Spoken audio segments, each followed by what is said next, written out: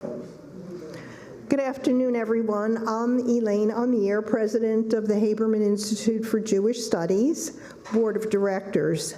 It's my pleasure to welcome you today to this kickoff event for the 40th anniversary of the Haberman Institute for Jewish Studies. This event is dedicated to the memory of Rabbi Joshua Haberman, Zichrono L'Tzion, our organization's beloved founder, who so many of us knew and held in high esteem. You're nodding your heads, I see who knew him. 40 years ago, Rabbi Haberman saw the need for a new organization that would offer adult Jewish learning to all who were interested. His vision has been embraced by this institute that bears his name, and we continue to share high-quality, in-depth encounters with Jewish thought, history, and culture. The majority of our programs remain free and open to the public, made possible by supporters like those who are with us this evening. I'd like to thank Washington Hebrew Congregation for being our partner for this day of learning and welcoming us to this beautiful facility. Just curiosity on my part, how many of you are here for the first time in this facility? Okay, so welcome. Thanks to Hebrew Union College also and the Leo Baeck Institute for promoting this event. The Haberman Institute created the Day of Learning as an opportunity for smaller groups of learners to meet with a scholar for several lectures, questions and answers with the speaker, and an opportunity to discuss the day's learning over a meal. Thank you to the many sponsors who have made this Day of Learning possible. We've listed your names in this evening's program. We could not have created today's event without your support.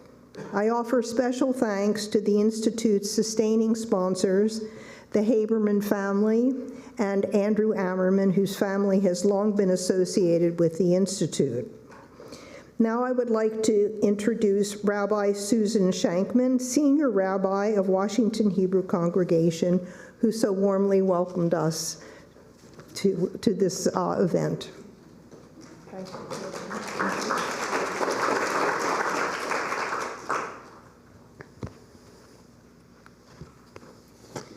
Shavua Tov, and an early Shana Tova. It's my pleasure to welcome you to Washington Hebrew Congregation on behalf of our clergy, our staff, our lay leaders, and members, some of whom are here. And I want to thank Matthew Silverman, Executive Director of the Haberman Institute, as well as Elaine Amir. It was wonderful to sit down with the two of you and talk about the ways that we could partner together, and we're excited for that, and also to Rebecca Levy, who I don't know if she's in the room, she may be sitting, for all of her work in really planning a very special day for us. We are proud to partner with the Haberman Institute once again. One of my favorite teachings is that of Rabbi Hanania ben Teradian, who says that when two sit and speak words of Torah, that the Shekhinah, God's presence, abides between them. So we look forward to many future opportunities like today to come together to share words of Torah as we create a sacred community of learning and knowledge. I'm also thrilled to welcome home members of the Haberman family, Debbie Perlmutter, Rabbi Haberman's daughter, along with her husband, Rabbi Meir Perlmutter, who I've known for close to 30 years, and Michael Haberman, not a rabbi, but Rabbi Haberman's son, who flew in from Israel to be here, and we're delighted to have you back with us at Washington Hebrew. And a special welcome as well to Adina Lambert and her husband, Michael. Adina represented the family recently at my installation this past spring, and it is so special to have all of you back here together, and certainly having learned from and with Rabbi Haberman for a number of years here at Washington Hebrew Congregation. I'm thrilled to be connected with all of you and share in this moment. And of course, I want to express a huge welcome to Rabbi David Ellenson, who is a gifted and masterful teacher and mensch, and I'm thrilled to learn with and from you once more. And I just want to share very briefly that when I was in rabbinical school, and this is probably close to 30 years ago, 25 years ago, I literally had the opportunity to sit at Rabbi Ellenson's feet. I was invited by a colleague in South Bend, Indiana at the time, Morley Feinstein, and I was serving a student pulpit in Valparaiso, Indiana. And so he invited me because this wonderful professor from HUC was going to be there, and I did not study in LA, I was studying in Cincinnati, and so I came and the room was so full that I literally sat at his feet. I have had the opportunity to sit and learn at his feet on many opportunities, sitting in comfortable chairs as we are all today, and I know that we are in for a treat. Atem nitzavim hayom kolchem, we stand together, all of us. We read these words just yesterday, and we are reminded of the importance of hearing words of Torah as a community. Talmud Torah and the pursuit of knowledge were at the heart of Rabbi Joshua Haberman's rabbinate here at Washington Hebrew Congregation. And we were blessed to have him share that legacy not only with our congregation, but with our wider DC Jewish community. And we are all the beneficiaries thanks to this amazing organization, which now bears his name. He was a profound teacher and preacher. I hear his voice still on the high holidays as I sit in the sanctuary. My voice does not resonate in the way that his did, but I always strive to emulate what I learned from him. He was a profound teacher and preacher, and so there seems no better way to welcome you to this 40th anniversary celebration than to offer his words and teachings as we approach the Yamim Noraim, the days of awe. He wrote, "We are full of unanswered questions, the most perplexing of which is, what is the point of it all? To be human is forever wondering why. My definition of religion is the search for what is missing in this life, the search for answers to unanswerable questions, and believing that God knows what we cannot know." Many years ago, in a Kol Nidre sermon, I, Rabbi Haberman, confessed to be mystified, as I am now, by the meaning of life. But I said, one thing is clear. If one is isolated from others, uninvolved in family, friendship, or community, an individual person has no more meaning than an amputated finger in a jar. Each of us is the biological extension of his parents, his people, and ultimately of the first form of created life. The mystics tell us that we are even extensions of the Creator himself. The meaning of our life is somewhere in the connection which we have with all living things. Our purpose is inseparable from the larger purpose of the universe. At this point, we face the realm of the unknowable, and where it is idle to speculate. And he ended by sharing that his leap of faith, and that it was in that faith that he recited each night the sentence from Psalm 31, verse 6, Be'ado afkid ruchi be'et ishan va'a'era, ve'im ruchi geviati, Adonai li v'lo ira. Into God's hand I entrust my spirit, when asleep and when awake. My body and spirit, God is with me, I shall not fear. Let us go on measuring our life as long as we can, as Rabbi Haberman would say, with coffee spoons. And we say, l'chaim, to life, to our unending existence with God in whatever form. It's my honor to stand here humbly in his shoes, and I will say that if with my heels, I probably am approximately his height. And I have the privilege each and every high holidays of using his stand, his reading stand, to not just bring the words a little higher, but hopefully to allow my words to reach a little bit higher as well. I am always aware that though our shoes might be different, that I'm honored to carry on his legacy and to humbly stand in his place. And to be able to share this day with Rabbi Haberman's family and with all of you is truly a privilege and a blessing. And so I want to wish to each of you a Shana Tova. May it be a good year and a sweet year filled with good health, with lots of blessings and opportunities to learn and grow together over and over again. And I'm honored now to invite Debbie Perlmutter to come and say a few words on behalf of the Haberman family.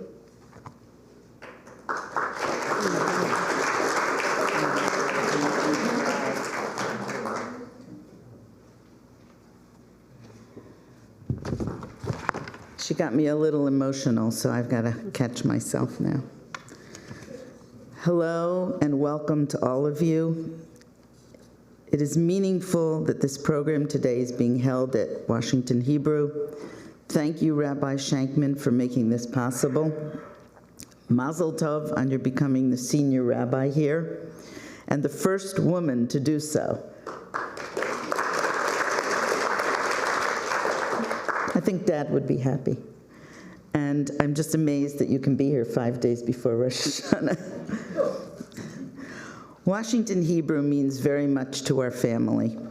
The synagogue evokes memories of seeing Dad on this bima in his robe and talit, as Rabbi Shankman said, hearing his booming, dramatic voice as he led the congregation in prayer, and listening to the beautiful music resounding from above and around us.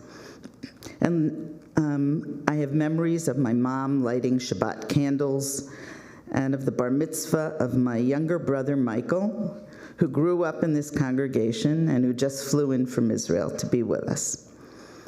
I'm grateful to be joined by my wonderful husband, Meir Perlmutter, Rabbi Meir Perlmutter, who spent many Shabbats with our family in this congregation.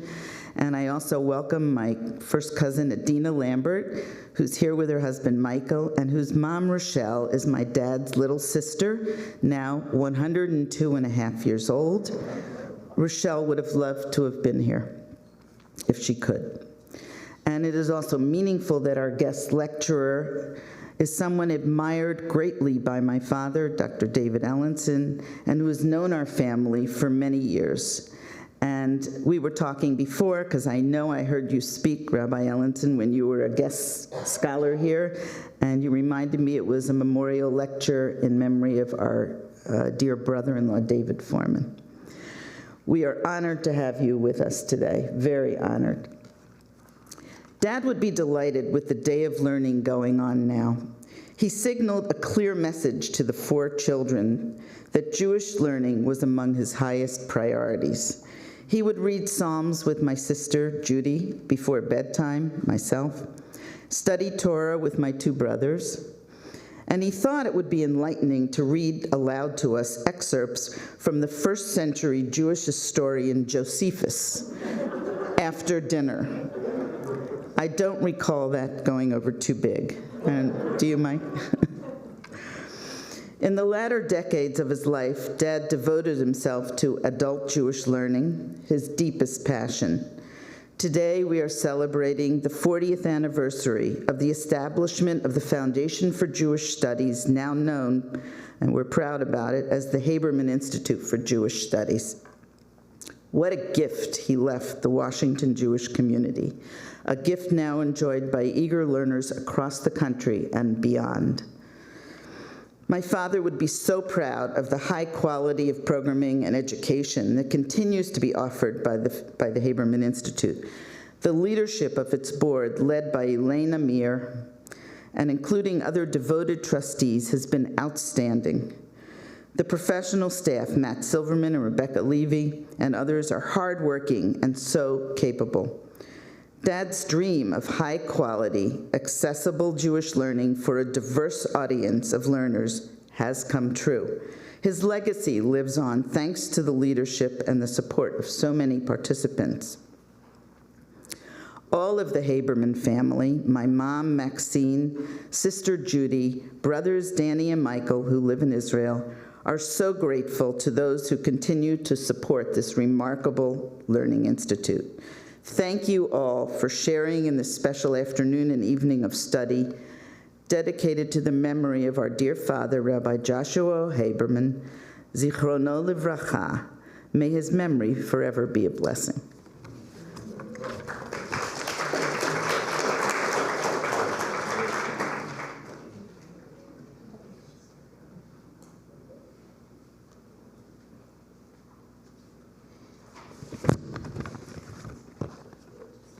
Now we're moving to the main act. Debbie's a hard act to follow. Let me just say something. Our speaker today is Rabbi David Ellenson, Chancellor Emeritus of Hebrew Union College, who will present 2 lectures today. And I ask you to please stay seated after the first lecture so that we can bring Rabbi Jack Luxembourg to the bima to lead us in Motzi. And then we will proceed out that way to the dinner. We'll return here at 6:30. Dr. Rabbi David Ellenson currently serves as Chancellor Emeritus and I.H. and Anna Grassel Professor Emeritus of Jewish Religious Thought at Hebrew Union College, JIR, Jewish Institute of Religion. He's Professor Emeritus of Union College, of Near Eastern and Judaic Studies at Brandeis University. He has so many different titles and so many prestigious positions, it is hard for me to read them all. He served as director of the Schusterman Center of Israel Studies at Brandeis from 2015 to 2018. From 2001 to 2013, he was president of HUC JIR. He also held the post of director of the Jerome H.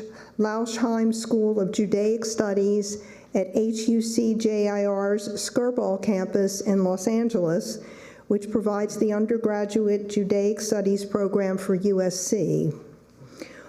And he has a lot more titles and a lot more things that he's done, but I cut it out so you could hear him directly. While Rabbi Ellenson is recognized as a scholar and leader of the Reform movement, it's noteworthy that he began his career as a student of Orthodox Jewish movements, and he has an honorary doctorate from the Jewish Theological Seminary of Conservative Judaism. His work has truly been trans-denominational, which makes him an ideal lecturer for the Haberman Institute. Rabbi Ellenson was ordained by HUC JIR in 1977, and he received his PhD from Columbia University in 1981. He holds a master's in philosophy from Columbia University and master's degrees from HUC JIR and the University of Virginia. He received his BA degree from the College of William and Mary in Virginia in 1969, so you're really a local person. A scholar of modern Jewish thought and history, he's written extensively on the origins and development of Orthodox Judaism in Germany during the 19th century, Orthodox legal writings on conversion in Israel, North America, and Europe during the modern era, the relationship between religion and state in Israel, the history of modern Jewish religious movements, and American Jewish life. I could take the rest of our afternoon extolling his virtues and his many positions, but instead I'd like to welcome him to the podium so you can hear directly from him. Rabbi Ellenson.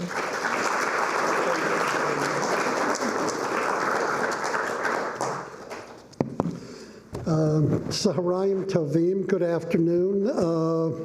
Thank you for the lovely introduction, and Rabbi Shankman for your words. Let me say a couple of words before I begin to speak. When I hear that kind of introduction, it always reminds me of eons ago when Henry Kissinger was first appointed as Secretary of State. They asked the question, how would you like to be addressed? Professor Kissinger, Dr. Kissinger, Secretary Kissinger, and he just held out his ring and said, "Your Excellency will suffice." So I would just say, given that I'm in the religion business, Your Holiness will suffice. I'm afraid to name everyone here that I know, but it is good to see so many friends. My colleague and friend, Marcia Rosenblit, who has had such a distinguished career writing about Central European Jewish history. She and I were graduate students together at Columbia, and I'm very honored that you're here, Merle and Richard. For so many years, we've known one another, and you certainly played a significant role in my first years as president of Hebrew Union College. I'm very appreciative of that. I will say the two people who are here who might not be if it were not for me, and they bring the age down a little bit, are Rabbi Nora Feinstein and Yoav Schaefer. I actually was the rabbi at the wedding for Yoav's parents, so I feel that I played a significant role in making your existence possible. So it probably would have happened without me, but I'm mindful of that, and our families have been friends for decades. And where is Connie Heller sitting? So I had mentioned to her that the very first day I became president of Hebrew Union College, and the development office brought me out to meet people. The very first people I met were your parents, the Forsheimers.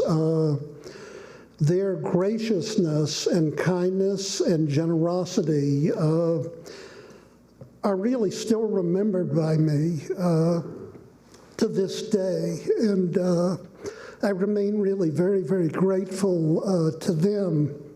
And I know that you and your sister carry on the traditions that they established. So I'm really very, very pleased that you're here today. For the Haberman family, I do remember very, very well your father. I would also say that in terms of your family, you're quite correct. Judy, their sister, and David Foreman, her late husband, were very, very close. David was very, very close with me. In my first year at Hebrew Union College in 1972 in Jerusalem, David really became a mentor to me. When one thinks about the paths in which one's life goes, I came this close to making Aliyah. David really worked on me, and there was a kibbutz program where he wanted me to be the madrich, and in a great irony, and I say this to Yoav, who's a doctoral student, I thought about just staying in Israel and making Aliyah, and I spoke, though, at the time with Professor Yaakov Katz, who I, interestingly, ended up becoming one of my mentors, and my own academic work really follows his. Professor Katz was really a premier scholar of modern Jewish history and used social scientific theory, sociological theory, to analyze classical rabbinic responsa. I went to meet with him to talk about doing a doctorate at Hebrew University. And he said, well, you know, Atata Vokan, you'll come here, shave, you'll sit, and we'll see. And I said, well, you know, Ma Yitem Dorshim Mimeni, what would the requirements be? And he said, you'll come and you'll sit and we'll see. And it was not really clear to me exactly how the doctoral programs at Hebrew University worked, but I did have friends who were studying for 10, 15, 20 years to complete their doctorates. So doing a PhD at Columbia actually seemed relatively simple compared to the Hebrew University. But when I was asked a number of years ago to deliver a lecture here, when a lecture was established in memory of David, I felt extremely honored, and Rabbi Perlmutter reminded me that we went out for dinner that night, and apparently David, at another time when I was here, David was driving and he went down the street, or went down a one-way street the wrong way, but I was told I remained very calm. I figured if David was in charge, I would be all right. And to the Haberman family, and Rabbi Bernstein, it's wonderful to see you. I felt that your father was really an individual whom I admired very, very greatly. Born in Vienna, some place Marcia Rosenblatt knows a bit about. He came to the United States and, of course, was ultimately ordained at Hebrew Union, and he remained extremely committed to academic scholarship. One of the very first works I ever wrote was a book review. He had done a critical translation of the work of Solomon Ludwig Steinem, who I will not lecture on today. And it was really one of the first written works I ever did, but it was a reflection of an incredibly erudite knowledge of 19th century Jewish thought, and a lot of my own interest in Wissenschaft des Judentums, the academic study of Judaism. I actually once appeared on a TV show, cable, that was called the Wissenschaft des Judentums Hour. It represented narrowcasting, not broadcasting. It was the type of program where my mother would say to me, and I think of this book by your father, I once wrote a work on 19th century, or actually reactions of the Hungarian Orthodox rabbinate to apostasy in the 1860s. And my mother took a look at it, and she said, a lot of people don't read this, do they? And I said, no, a lot of people don't, but I said, this article will be read probably for 100 years by one or two people, because I doubt anyone else will write on this topic during that period. But the reality is that Rabbi Haberman had very, very broad intellectual interests. And for Rabbi Haberman, it was really quite clear that the issue was the question of how do you take Jewish learning and apply it to the realities of life. And his leadership in this congregation certainly embody, I think, all of his virtues, so that to speak in his name today, when I was asked to do it, was a great honor. Indeed, when Rabbi Shankman mentioned Parshat Nitzavim, just a couple of words came to mind as I thought about Rabbi Shankman, Rabbi Haberman. It says in the Torah, Lo b'shamayim hi, the Torah isn't in heaven. Shayomar miyaleh lanu hashamayma v'yikacheha lanu, who's going to go up into the heavens and bring Torah down to us, who needs to go over the sea and teach us Torah. But rather the Torah says, Karova davari lecha me'od, the matter of Torah is really very, very close to you. B'ficha u'vilavavacha la'asoto, it is in your heart, in your mouth, and you are capable of doing it. And I think this Haberman program and this institute and Rabbi Haberman's life testify to the fact that the Torah really is a gift to the entirety of the Jewish people, and all one needs really is the commitment and desire to learn it in order to have it guide us in our lives. So it's in that spirit that I really feel very, very honored and happy to speak today. When I was approached by the Institute to come and give this speech, and I thought about it before Rosh Hashanah Yom Kippur, the Yamim Noraim, I thought it might be appropriate to speak a bit about Rabbi Leo Baeck, who lived from 1878 to 1956, precisely because Rabbi Leo Baeck came to be the embodiment in so many ways of Central European Jewry.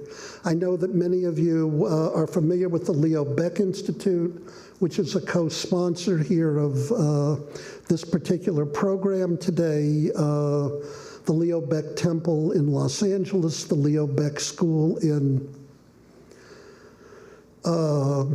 Haifa, the Leo Baeck School in Toronto, the Leo Baeck Rabbinical School in Europe. Who was this man, Leo Baeck, that came to be the embodiment in so many ways of German Judaism? And I want to talk a bit about him today, but I want to deal with a couple of dilemmas, as it were, that he confronted in order to help us think about what perhaps some of the issues are that we confront as we approach the high holidays today. And I thought that for Rabbi Haberman, particularly given his background, speaking about Rabbi Baeck would be appropriate, because in many ways, Rabbi Haberman's own life was a testimony to the vision of Rabbi Leo Baeck. It was Rabbi Leo Baeck, and I'll talk about this more in a moment, who saw to it that any number of Central European young men were brought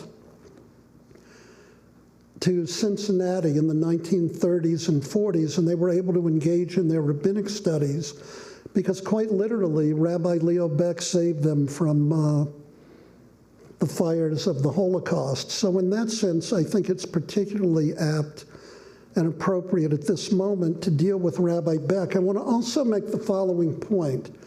The overall issue that we're going to be talking about here in the first session, and there's an ancillary issue in the second one, is the relationship between Rabbi Baeck and Carl Jung, the great psychiatrist, who, as we're going to learn in a couple of moments, was for a time a member of the Nazi Party, but even more significantly, in the 1930s, the early years, he wrote articles that reflected his views that the Aryan race was a superior race and that had certain pejorative views that he expressed in regard to the Jewish people. And we're going to deal with the issue of, after World War II, how it was that Baeck and Jung reconciled to some degree with one another. And in a sense, the question that I want to really pose to you as we approach the high holidays and as we talk about Baeck and Jung is, what is it that occurs when someone really has done something terribly wrong? I mean, here it's not a question of, well, it depends what your perspective is. Someone has really done something wrong to you, maybe something genuinely horrific. Can you have a relationship with that person later? Do you forgive that person? Do you not forgive that person, but still elect to have a relationship? By the way, I want to indicate, I personally am grateful often when I read about Rabbi Baeck's life, and I've talked with my friend Michael Meyer, the great scholar of Baeck and of modern Jewish history, about this. I always say to Michael when he talks about Rabbi Baeck, the phrase, Al tadun et chavercha ad shetagia limkomo, don't judge your friend until you stand in their place, always comes to mind. I have no idea how I personally would respond even to the questions that I'm posing today if I had actually been in Rabbi Baeck's shoes. So with that said, let me talk a bit about Rabbi Baeck's life, and then we'll go on and take a look at these sources. But I hope we'll really have time to have a discussion, because I'd like to see what your own opinions are in terms of how Rabbi Baeck conducted himself and what your own views of his conduct were, particularly this afternoon in relationship to Carl Jung. As I said, Rabbi Baeck was born in 1878. His father was a rabbi, Shmuel Samuel Baeck.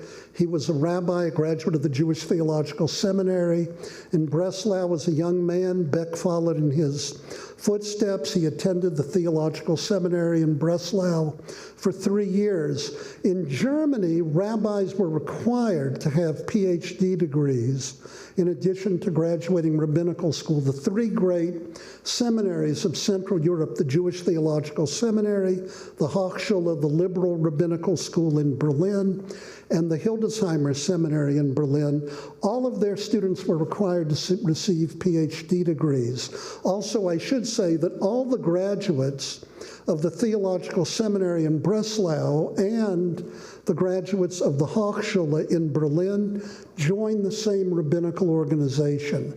In other words, unlike America, where you have distinct reform and conservative movements, in Germany you had trends, which is a weaker way of saying a movement, I guess, but the reality is that all of these graduates of the Theological Seminary in Breslau, which was established with Zachariah Frankel as its head, and graduates of the Hochschule, which was founded by Rabbi Abraham Geiger, all of these rabbis joined the same rabbinical organization. It would be as if there wasn't a CCAR or an RA, a rabbinical assembly, but rather one rabbinic body. Also, these students often knew one another, particularly in Berlin. Interestingly, students at the Hochschule and at the Hildesheimer Seminary, the Orthodox Seminary, would all be in classes together in the afternoon working on their PhD degrees at the University of Berlin.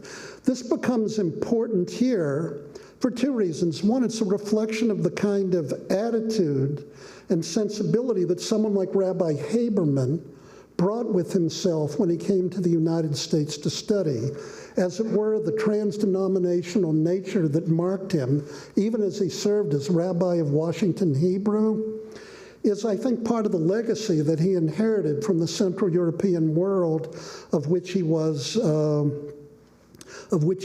part. The other element in this that I think is significant is that after 3 years in Breslau, Baeck transferred to the Hochschule in Berlin because he wanted to do his PhD with a scholar named Dilthey, D-I-L-T-H-E-Y, who was a major philosopher of history. So he transferred from the Breslau Seminary to the Berlin Liberal Seminary, not because of any specific religious reasons on his part, but he transferred because he wanted to do his doctorate with Dilthey, and he wrote his doctoral dissertation on Spinoza. He then became a pulpit rabbi. Also in Germany, unlike America, what we have in America is a congregational model based on Protestantism. In other words, just as there are churches that hire their pastors, in Germany, Central Europe, that wasn't the case. You had a Gemeinde, a Kehillah, and rabbis were hired by the entire community, and then the community might make decisions. Well, we'll have 3 liberal rabbis, 1 or 2 Orthodox rabbis, depending on the population of the city. So Baeck became a communal rabbi, but he first came to fame in 1901. A scholar named von Harnack wrote a book entitled The Essence of Christianity. It's a rather liberal exposition of Christianity, much more akin to a Unitarian or Church of Christ kind of an approach in the United States today. But in his work, The Essence of Christianity, what is significant is that he caricatured the Jewish people. That is to say, he talked about the Perushim, the Pharisees, and said that, of course, he contrasted a Christian doctrine of ethics and love with a kind of narrow legalism that he said marked Jewish religious tradition. None of this was unusual for Christian anti-Jewish polemics in those days. Baeck wrote a significant review essay where he was quite critical of von Harnack, and it catapulted him as a young rabbi. He was only 23 at the time. It catapulted him to a great degree of fame. And by 1905, 1906, he wrote his book, The Essence of Judaism. The first edition of The Essence of Judaism is about 156 pages. There are almost no Jewish sources in it. I mean, it's kind of an interestingly titled book. For a book called The Essence of Judaism, it uses really Greek philosophical sources to basically assert, which was also a kind of standard Jewish polemic in these days to defend against Christianity, which basically asserted that the essence of Judaism, we're more ethical than you are. You think Christianity is a religion of ethics and love. No, it's really Judaism. It's interesting, during World War I, Baeck served as a military chaplain. He came to be acquainted with not only death and destruction in a firsthand manner, but also many Eastern European Jews were coming in. And after the war, he wrote a second edition of the book in the early 1920s, which is actually 321 pages. The book more than doubled in its bulk. And in this book, it is what many scholars call a genuinely Jewish book. That is to say, the additional 159 pages are replete with Talmudic and Midrashic sources. It's so interesting to see the transformation of Baeck in those years. It also meant that during these years, Baeck began to articulate his own ideology of Judaism. He said Judaism stands on 2 poles. There's the pole of Geheimnis, of mystery und Gebot, and commandment. Commandment, the ethical deed, Gebot, mitzvah, remains for Baeck at the center of Judaism. But he began to talk about mystery, which was to say that there is a divine source for these commandments and obligations that wasn't present in his earlier writings. By 1912, Baeck came to Berlin, where he became the rabbi of the major communal synagogue in Berlin. He also taught at the Hochschule, the liberal rabbinical seminary, Midrash and homiletics. And Baeck also, during this period, gained incredible fame and prominence both on the general German intellectual scene and certainly within the Jewish one as well. By the 1920s, he was by far the most prominent rabbi of any denomination in Germany. In 1933, when the Nazis came to power, and there is a book by Michael Meyer called Rabbi Leo Baeck, Living a Religious Imperative, Baeck became the overwhelming choice to be the head of the Jewish community during Germany from 1933 until its destruction in the early 1940s, 1945. Baeck made any number of decisions that were virtually impossible to make given the circumstances that existed then. What becomes most interesting is that Baeck, during these years, helped with Dr. Morgenstern in one of the great moments of the history of the Hebrew Union College. Hebrew Union College rescued any number of European professors during this period, including Abraham Joshua Heschel, who came and taught in Cincinnati from 1940 to 44 before he went to JTS here in New York. And also any number of rabbinic students came to Hebrew Union College during these years, men like Gunther Plaut, Wally Kelter, Herman Schallman of Chicago, and others, and people like Rabbi Haberman here from Vienna in Cincinnati. Baeck also, more than a dozen times, left Germany and accompanied Kindertransport to England, and he received any number of academic offers: the Hebrew Union College, the Jewish Theological Seminary, the University of Chicago. All of these schools offered him academic positions. Part of, I think, my own reason for feeling so close to Rabbi Baeck is that Professor Muvhaksheli, my outstanding professor, was a man named Fritz Bamberger, who was very friendly with the Forsheimers, who was a German refugee professor who came to the United States. He, in 1929, along with Alexander Altmann and Leo Strauss, had begun editing the Moses Mendelssohn papers. He came to the States, where he taught at the Chicago College of Jewish Studies and at the University of Chicago. And ultimately, later on in his career, after going into publishing, Dr. Bamberger came back and he taught at the Hebrew Union College, and I wrote my rabbinic thesis under him. He was the embodiment of kind of German Bildung, of a certain kind of civilized, cultured way of being in the world. I loved him very, very deeply.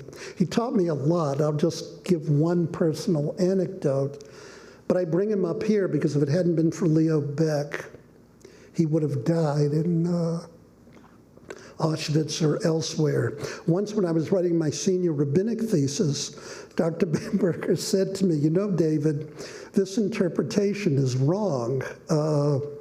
And I said, "Well, Dr. Bamberger, with all due respect, I'm not saying this is the only interpretation, but it's a plausible one." And he said, "Well," he said, "it is true." He said, "Every text can have multiple interpretations."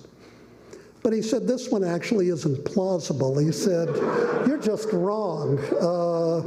And I said again, well, with all due respect, Dr. Bamberger,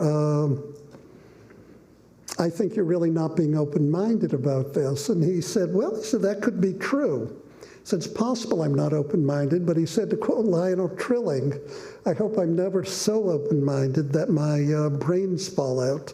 So at that point, I changed my interpretation, and he was correct. But the point I want to make about Baeck is he would not leave Germany. In fact, when people would beg him to leave, he said, I can't leave, I'm leader of this community. And he said, I can't leave Germany until the final solution comes to an end. In 1942, the Hochschule was the last of the German seminaries closed. And shortly thereafter, Baeck became incarcerated in Theresian, which was, of course, the model concentration camp. How many of you have ever been to Theresienstadt? Yeah, so most of you know it. Baeck was incarcerated there with 4 of his sisters. All 4 of his sisters died in Theresian. His brothers were in other camps, Auschwitz and Birkenau.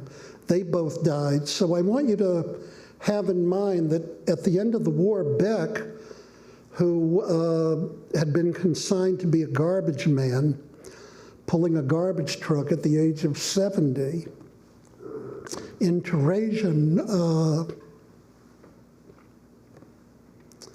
was approached by Jung after having experienced this himself, after his community was destroyed, and after all 6 of his siblings were killed in Nazi concentration camps. I would also add that while Baeck was in Theresian, he late at night would deliver lectures on philosophy, history, Talmud, Midrash, to inmates who would sacrifice hours of needed sleep, not because, as one of his students, Albert Friedlander, put it,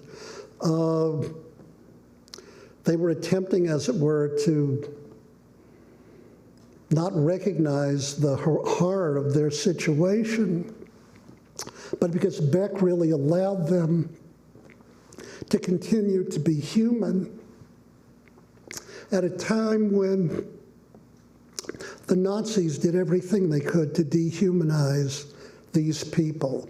So now we get to 1945-46. The war has ended. Baeck was put on what was then called the Jewish Cultural Reconstruction Committee, the JCR. There were 3 people who were appointed to this: Salo Baron of Columbia University, Gershon Scholem of the Hebrew University, and Leo Baeck. It's a good threesome to imagine the 3 of them together, and their task was to divide up the cultural, literary, and artistic treasures of the Jewish people and decide where these treasures would ultimately be housed. So at places like JTS, HUC, the Hebrew University, and other institutions, these men were in charge of dividing these resources up. Baeck also was responsible in some measure for talking about how it is that European Jewish communities might be reconstructed after World War II. And in 1946, he was in the Hotel Savoy in Zurich, and Carl Jung came to the hotel. Carl Jung came to the hotel where Baeck was staying, and he asked Baeck if he could meet with him. Now, Jung had contacted Baeck any number of times. The 2 of them had known each other since the 1920s. Baeck and Jung were really part of intellectual elites in Germany. And Baeck really refused to meet with him. And in fact, Baeck issued any number of statements saying that while he held the entire German people responsible for the destruction of his people by the Nazis, he felt that people like Carl Jung bore a particular guilt, because he said men like you were great intellectuals, and had you not given the kind of intellectual support that you provided for the Nazis in the early years of Hitler's regime, he said history might have turned out differently. And Michael Meyer writes about this a great deal in his book on Baeck. Jung, nevertheless, came to the hotel where Baeck was staying and apparently sat there for quite a while and literally begged Baeck to meet with him. And they met for 2 hours. And we only know about this because, unlike what we'll talk about later tonight, Baeck never commented on their meeting.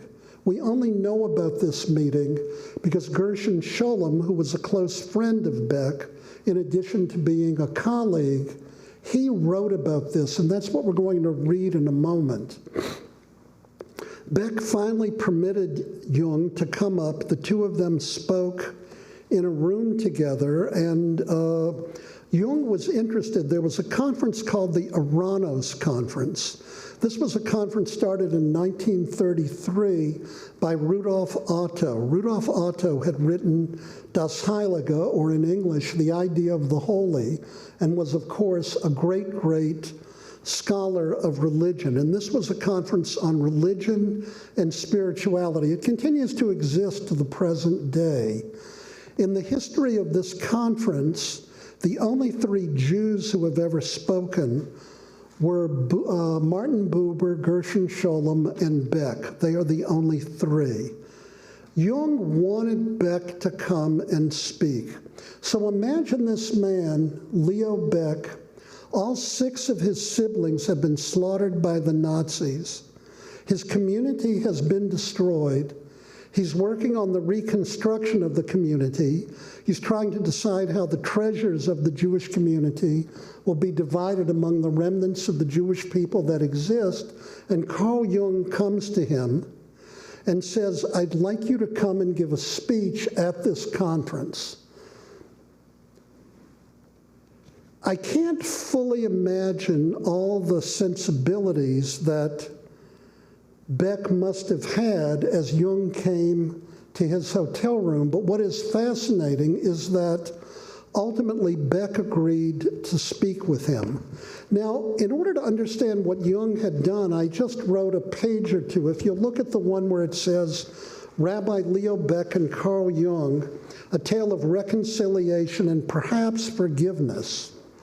I don't know if it's really forgiveness, and we can talk about that. But I feel like with the high holidays coming and in honor of Rabbi Haberman, that this is an appropriate topic. So does everybody see it? Rabbi Leo Baeck. So in 1933, the head of the German Medical Society of Psychotherapy had resigned his position to protest the Nazi takeover of the government in Germany. And at that point, Jung agreed to accept the presidency. Now, Jung claimed that he did this because he didn't want someone with stronger Nazi views to head this Institute of Psychotherapy. But you can imagine the controversy that has surrounded Jung for his decision to accept this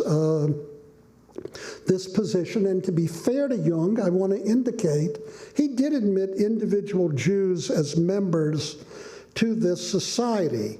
But in the journal, and this is taken from a book published in the Princeton edition of Jung's complete works, and I'm not going to read all of this, but just a couple of lines that he did write in 1933. The Jews have this peculiarity in common with women. Being physically weaker, they have to aim at the chinks in the armor of their adversary. And then the Aryan unconscious, on the other hand, I'm just reading the parts that I've emphasized here in bold, contains explosive forces and seeds of a future yet to be born. And these may not be devalued as nursery romanticism without psychic danger. The still youthful Germanic peoples are fully capable of creating new cultural forms that still lie dormant in the darkness of the unconscious of every individual, seeds bursting with energy and capable of mighty expansion. The Jew, who is something of a nomad, has never yet created a cultural form of his own, and as far as we can see, never will. I saw my friend Deborah Lipstadt this weekend, who of course deals with the topic of anti-Semitism. I think there's probably an anti-Semitic statement. You can all disagree later. Since all his instincts and talents require a more or less civilized nation to act as host for their development, the Jewish race as a whole possesses an unconscious which can be compared with the Aryan one only with reserve. The Aryan unconscious has a higher potential than the Jewish one. That is both the advantage and disadvantage of a youthfulness not yet fully weaned from barbarism. And we can go on about this. I want to be fair. Baeck later said in his life that he regretted, or Jung regretted issuing these statements. But what I wanted you to see today, without getting into the entire history of Carl Jung, you can imagine and see here why it is that Baeck would have had a hard time talking to Jung, and why many people have condemned Jung as, if not a full anti-Semite, as certainly possessing some anti-Semitic attitudes. So I just wanted to make this point at this juncture. Let me just stop for a minute. Any questions about Jung or comments? We'll get to Baeck in just a moment. Yes. There's just one comment. Jung's views on Jews, I mean, they're not as important as his views in some ways on things like the collective unconscious, Right. archetypes. It's kind of a, it may be important to Jews, but it's not the whole story. If you look at somebody like Otto Weininger, who was maybe 1900, 1910, his father was Jewish. He wrote a book about sex and character, in which he said Jews are feminine. He said probably everything else 30 years earlier. But, Jung said in 1933. so I don't regard, I'm interested in Jung, but his views on Jews were probably a fragment.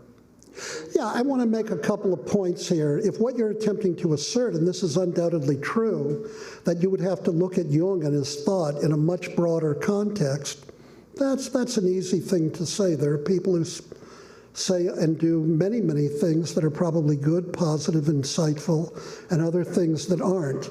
Having said that, I do want to also indicate that contextually, to make these statements in 1933-34, when an Adolf Hitler has come to power, and to have the position that Carl Jung had in the intellectual life of Germany, I think that contextual factors come to be significant here.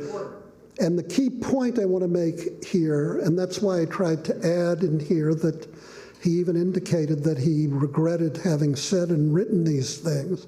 I simply want to assert that the question comes to be for us, would you in fact reconcile or forgive such a person? Baeck later commented that he said when he had known Jung, he was shocked that Jung had written these things, that in his personal interactions with Jung had never indicated any of these sensibilities whatsoever. What you point to is the fact that there are undoubtedly historical sources that you could cite as precedent for these kinds of views. But also a Jew or at least a person of Jewish origin in Vienna, who wrote this kind of thing 30 years earlier. Yes, and you could assert maybe someone had a degree of self-hatred or not, but leaving that aside, the key issue is what does it mean to repeat it in this kind of context? I think that's probably what's significant. So with that said, this is now the letter of Gershon Scholem. Scholem himself was extremely friendly with Baeck. Whenever Baeck would come to Israel, quite interestingly, Gershon Scholem would pick him up. And in fact, Baeck on more than one occasion celebrated Passover at Scholem's home. And when, in 1951, Baeck took his last trip to Israel, when he left, it was Gershon Scholem who organized a party, a farewell party for Baeck. So the two of them were very friendly. In the 1960s, remember Baeck died in 1956, when Hannah Arendt wrote her book on Eichmann in Jerusalem, in the first edition, she referred to Baeck as the Jewish Führer. That elicited a furious response on the part of Gershon Scholem. Gershon Scholem said, and it wasn't just Baeck, she was critical of many Jewish leaders and their roles. He basically critiqued Arendt very, very severely. And interestingly, in the second edition of Eichmann in Jerusalem, she removed that appellation from Baeck. She had taken that term from an aide to Adolf Eichmann. I'd also add that in looking at this, my friend and colleague Paul Mendesflor and I wrote an introduction to this, wrote an article on Baeck and Jung, and it's published in the Hebrew Union College Annual, the year 2020, though it wasn't published till maybe 2022. But I bring that up here because it's an introduction to the essay that we're going to talk about, the speech that Baeck gave at the Oranos Conference in 1947. But if you're interested in reading more about this, the article that Paul and I wrote on Baeck and Jung probably will have more readers than Orthodox reactions to apostasy in the 1860s in Hungary. So this is what Gershon Scholem wrote. And I want to indicate, again, that Scholem and Baeck were really very, very friendly. Dear Mrs. Jaffe, who was the secretary to Dr. Jung, as you were so interested in the story of Baeck and Jung, I will write it down for your benefit, and I have no objection to being cited by you in this matter. This is the only record we have of the conversation. So I want to indicate when we get to the discussion, we have no idea what Baeck himself would have said. You have Beck's best friend, or one of his best friends, reporting what Baeck said, or did. Well, we know what he did, we'll get to that, but we don't really know. Baeck himself never spoke about this, which I find interesting. In the summer of 1947, Leo Baeck was in Jerusalem. I had then just received for the first time an invitation to the Oranos meeting in Ascona, which is in Switzerland, evidently at Jung's suggestion, and I asked Baeck whether I should accept it, as I had heard and read many protests about Jung's behavior in the Nazi period. Baeck said, "You must go, absolutely." And in the course of our conversation, he told me the following story. He too had been put off by Jung's reputation, resulting from those well-known articles in the years 33, 34, precisely because he knew Jung very well from the Darmstadt meetings of the Society of Wisdom. This was a society in Germany of intellectuals in the 1920s and 30s. So the two of them had been colleagues together and would have never credited him with any Nazi or anti-Semitic sentiments. When, after his release from Theresienstadt, he returned to Switzerland for the first time, I think it was 1946, he therefore did not call on Jung in Zurich. But it came to Jung's ears that he was in the city, and Jung sent him a message begging to visit him, which he Baeck declined because of these happenings, whereupon Jung came to his hotel and had an extremely lively talk lasting 2 hours, during which Baeck reproached him with all the things he had heard. Jung defended himself by an appeal to the special conditions in Germany, but at the same time he confessed to him, "Well, I slipped up. And you can see the footnotes. Just wanted to put one footnote in, not only because I'm an academic, but I thought it would be important. You can see the German there. And it's flattened by rendering it, I slipped up. So translated, it makes Jung's apology sound rather flippant and unconvincing. In German, it sounds more serious and could be translated instead as I slipped off the path, which in the Swiss Alps is significant indeed. Murray Stein and Henry Abramovich wrote a play. These are men who live in Israel, psychoanalysts themselves, and they wrote a play about this. Again, it is completely fictional, but if you go on YouTube and you look up The Analyst and the Rabbi, you can watch the play. It is their imagined recreation of the discussion between Baeck and Jung in the hotel room. So I want to emphasize it is historical fiction, as it were, or a work of imagination. And so they observed, Stein and Abramovich, it would not be credible that Baeck would have taken Jung's apology seriously if the apology was simply, I slipped up, as it would sound in English. So just to go back, which Baeck repeated to me several times, and Sholem says it remains vividly in memory. Baeck said that in his talk they cleared up everything that had come between them, that they parted from one another reconciled again. Because of this explanation of Baeck's, I, Sholem, accepted the invitation to Oranos when it came the second time. So we now have the high holidays coming before us. A few questions that come to mind, and I want to really invite you all to speak, and then I'll try to conclude this with a reading from a rabbi that I just encountered this week. Does Baeck actually forgive? Does he reconcile? Michael Meyer, in his biography of Baeck, doesn't actually say that Baeck forgave him. He simply says they did have a relationship after the war. There is no question that they had a relationship. The historical fact is Baeck did come to this conference. He did deliver a lecture. His lecture was entitled Individuum Ineffable. Instead of the ineffable God, the ineffable person. And it's interesting, even when you think about Beck's thought. I mentioned his book before, The Essence of Judaism. But the other great book that Baeck wrote after World War II, that apparently he composed a great deal in Teresian, was entitled This People Israel.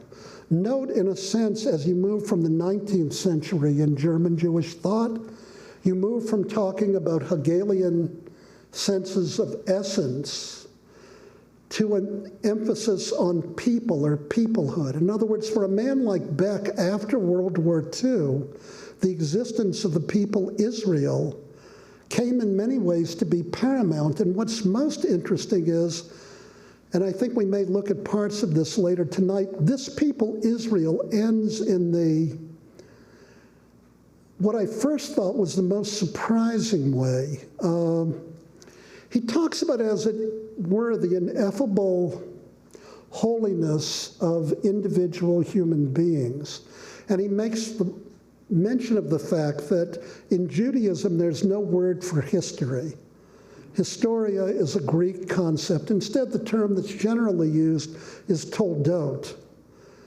Same root as yeled, yalda, laholid, childbirth. Toldot is generations, but the point Baeck makes is it is a term of relationship where each generation is tied and bound to the previous generation. And in the end of his book, Baeck says that the holiest act a person can perform, and this is written just 2 years after Auschwitz. He says the holiest act a person can perform is that of either giving birth to or educating a child. He said that with the birth of a child, there is an enunciation of a confidence, that Lomrot Kol, despite whatever occurs, there is an enunciation of a confidence that the world nevertheless is good, and that life has within it hopes and possibilities. And therefore, he asserts that at the end, the birth of each child, the existence of each human being is in effect a question mark, and that how each of us leads our lives as a person, the deeds we perform, the acts we create, that is how, as it were, we answer the question which constitutes the essence of who we are as people. And this is what Baeck writes after World War II, at a time when you might have anticipated that Baeck's, quite frankly, depression and anger would have overcome virtually any other sensibility.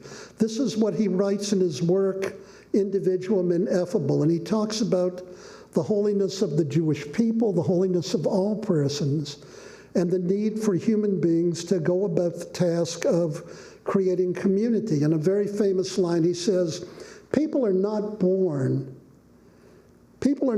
into community as if by fate, but rather God calls each of us to the task of molding and forging community. And that is the task that confronts us all. And later on in this work, The People Israel, it builds on this lecture that he delivered in 1947. So what we know is that Baeck, having suffered the way he did, furious with Jung for what he had written, even as, and I thank you, had historical precedent, given the context of the 30s in Germany, I don't know that he forgave Jung. That I can't assert. What I can assert is they did have a relationship, and Baeck did agree to speak at Jung's conference, and he delivered the lecture that I just mentioned. I mean, I'm giving you, believe me, Baeck wrote this in, it's about 60 pages. It was quite a lecture. And it's translated, and it was the translation done by Rabbi Bernard Mellman that Paul and I wrote the introduction to it. It's in the 2020 edition of the Hebrew Union College Annual. Baeck chose to do this. So I guess the question I'd ask you, and I'm asking you to analogize, one is, what is it you think about what it is that Baeck felt? How do you perceive what Baeck did? And perhaps as we approach the high holidays and each of us thinks about themes of forgiveness and reconciliation, how do you respond to people in your own life who have really, in quotes, done you wrong? How do you respond to that at this juncture of the year as you think about your own turn towards tshuva at this point? So again, as I said earlier, my own feeling, and I've talked to Michael Meyer about this a lot, and Michael is actually the one who said, I'm just glad I wasn't in Baeck's position. He said, I don't know what I would or wouldn't have done, and I bring this up here to you today. So any comments, thoughts on any of this? Okay. Well, I can just, from my personal experience, I can just say that I don't think that there's any way that he could forgive him, but I can see that he reconciled with him. I can think about a person who wronged me terribly, but nevertheless, after a while, we sort of were able to reconcile and have some sort of a relationship, but it does not mean that I ever forgave that person for what was done to me. Okay. Yes. If I understood you correctly, you said that Jung tried to see Baeck and Baeck refused, but then Jung persisted and showed up at his door, basically, and said, I want to talk to you. And I think that's the important part of the story, is the importance of persisting when trying to change someone's heart. And as we don't know how Rabbi Baeck felt, but clearly he must have been moved Yes. if they had a 2-hour discussion. He must have been touched that Jung showed up and really wanted to talk to him. So I think in some way, there was some sense of forgiveness there, just by the very fact that he hung in there with him when at first he said he didn't want to talk to him. Okay. Yeah. Here we go. They're going to give you. Rabbi?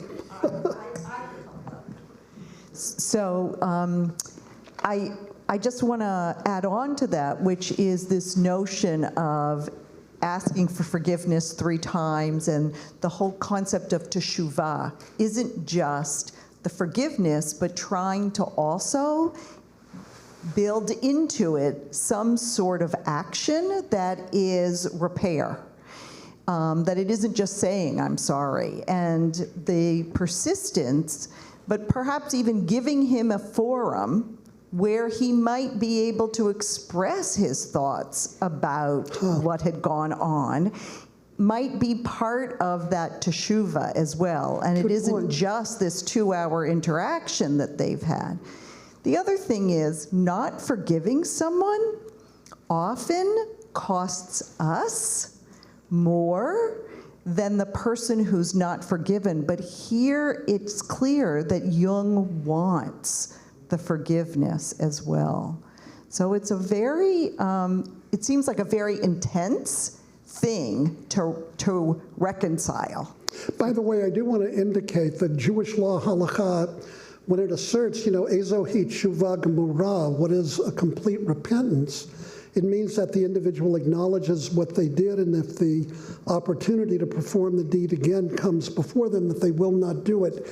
If the person has died, then halakha asserts that you, the individual, go to the grave of the person who is deceased, you bring a minion of people, and you confess your wrongdoing there. Here, quite clearly, one of the issues is, that 6 million people and more have died during this, but I think, Rabbi, your point is well taken, yes? There's another piece to this. Looking at that difficult situation, and I don't mean to diminish it. Difficult is too small a word. Right. And looking in our own lives at situations that occur, one must look ahead. And perhaps Rabbi Baeck did that. The question that strikes me is, what is to be accomplished? Just remaining as enemies, that's all well and good, doesn't accomplish a whole lot. But what might be accomplished through some sort of relationship? And that, to me, is the driver. Good point. Excellent. In a minute, we're going to read a statement by a rabbi that I studied with this week, Rabbi Tali Adler, and she makes a point akin to this. So because the time is about 5:30, I'm looking to Becky. Can we have five more minutes? Okay, great. Yes. You guys are too nice. You cannot forgive evil. You brought up the point, and I'd like to reemphasize, 6 million Jews plus countless millions of others died because of a man like Carl Jung and his people. You cannot forgive evil. The punishment must fit the crime. This is horrendous. In my opinion, you can't forgive evil. And we do forgive evil, and what happens? Evil comes back. Yeah, I want to emphasize here, just to be factual, we don't know that Beck forgave, but we just, would for you, as you Even state reconciliation, that you would cannot not reconcile evil. Okay, good. Okay, fine. Other people, anyone else? Good. Here? Yeah. Okay, we're going to do 2 more comments, you and over here. So the Germans committed a genocide in 1904. I don't know if there's a direct connection, maybe you can enlighten me, between Jung and extermination of Jews. And what little I know, and I don't know a lot, in 1944, apparently after Jung's heart attack, he thought he was a rabbi. You know, there was a sort of, having studied the Kabbalah, I mean, Jung at some point is asking forgiveness from Baeck.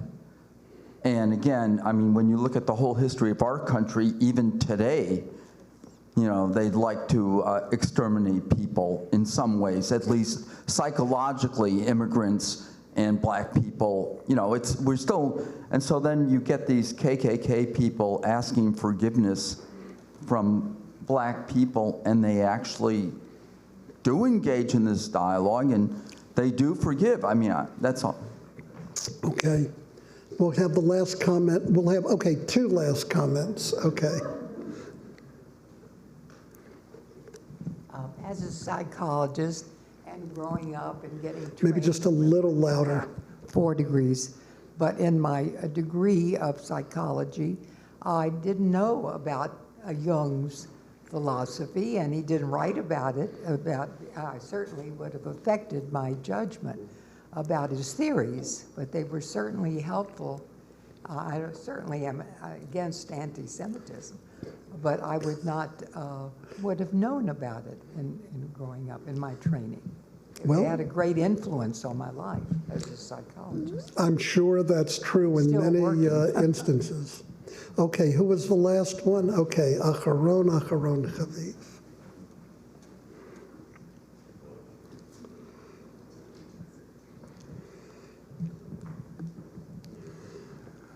What is the obligation of a person who has been wronged to initiate a process of forgiveness? You follow the question? No, I understand what you're saying. In general, the tradition, and I stand to be corrected with all of my fellow rabbis here, in general, the emphasis is really on the wrongdoer, not the person who's been wronged to initiate it. You know, there are lines, for example, in the Gemara about issues like tochecha, giving reproof. And one of the points the tradition makes is if you're going to reprove someone, you have to also think, am I likely to be effective in giving this reproof? In other words, it isn't enough to simply state you've done something wrong, but the idea, again, is hopefully to change the actions of the person who has committed the sin, committed the wrong, and the question comes to be, how is it that you approach someone so that they're likely to respond in a positive way to reproof? I mean, just think in your own life. I have one colleague who always begins, you know, this isn't meant to be critical, but, and then you kind of know, you know, what's coming. You know, there are many traditionalists who say, you know, that maybe once in a generation a person knows how to give tochecha. People don't usually like to have it pointed out to them that they did wrong. In this case, Jung does seem to have acknowledged that he did do something wrong. Whether that means you can ever be forgiven or not, or even reconciled, I suppose, is a different issue. Tell me your name again. Alex. What Alex said, this week I took a class with Hadar, an institution, a yeshiva in New York, and I was taught by a rabbi named Tali Adler. Rabbi Adler graduated Stern College and received her semicha from Yeshivat Maharat, the Orthodox women's rabbinical school. And I took this source from her. In teaching about Tshuva, these are her words, and it deals with Noach, it deals with Noah.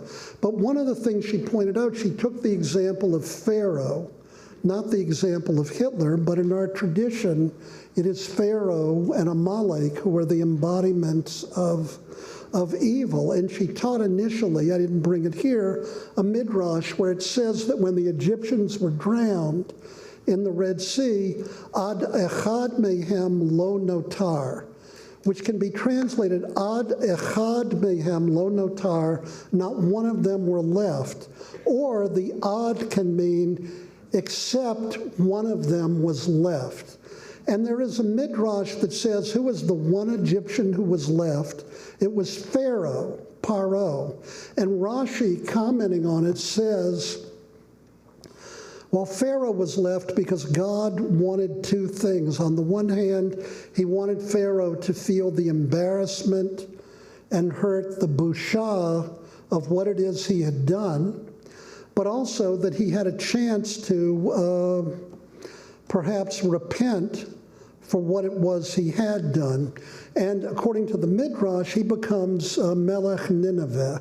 That's why I brought it in today for the Jonah. He becomes the king of Nineveh. And so it's with this in mind, and I thought as you observe Yom Kippur this year and you read the book of Jonah, you can think of this Midrash and you can think of Rabbi Adler's words. When Jonah realizes, and I'm just quoting her, that Nineveh will be spared, he cried out to God, saying, "Oh God, isn't this just what I said when I was still in my own country? That is why I fled to Tarshish. For I know you are a compassionate and gracious God, slow to anger, abounding in kindness, renouncing punishment. Please, God, take my life, for I would rather die than live." You'll remember Jonah's really angry when God spares the inhabitants of Nineveh. Jonah expresses the anguish of a world in which mercy outweighs justice. Jonah expresses the anguish of a world in which mercy outweighs justice. How can it be that this city, famous for its cruelty, will survive? How can it be that a society that reigns by fear and blood and death can be offered the possibility of a future? And now I think of what Alex said.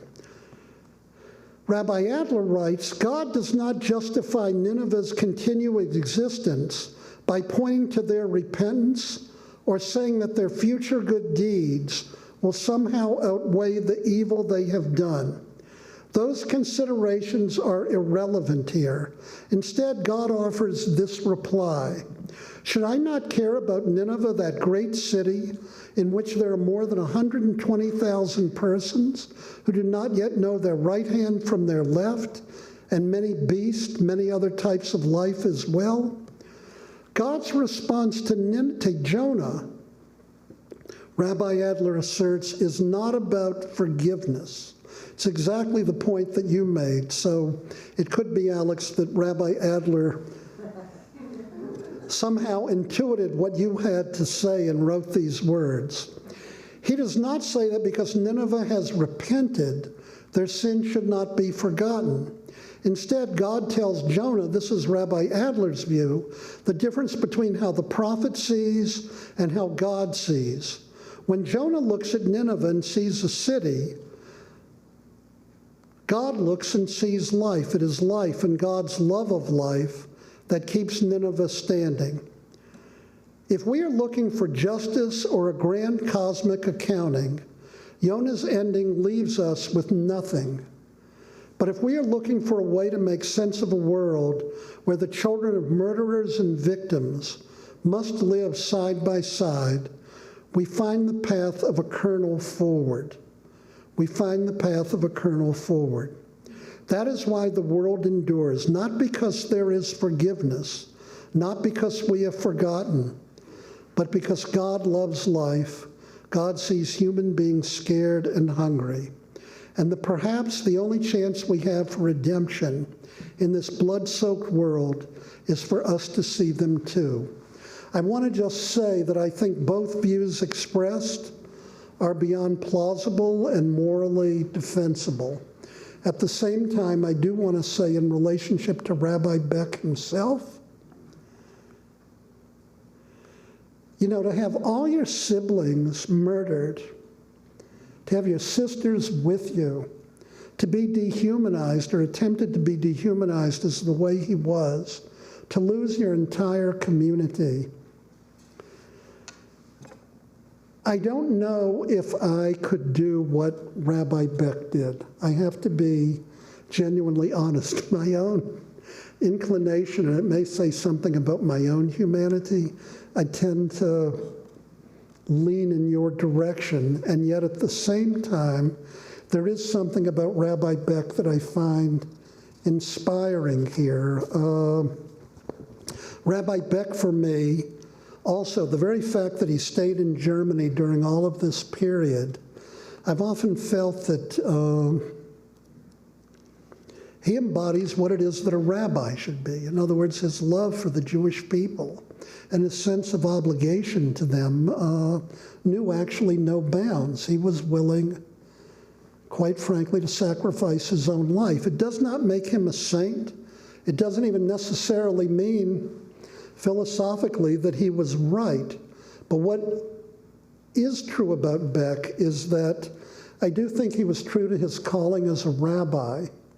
And for that reason, I think his being, his story still shines out to us in a commanding way in a world that is all too imperfect. I thank you for listening to this. I hope I haven't kept you too long from your food, and we'll talk about other dilemmas Baeck faced after dinner. So thank you all very much.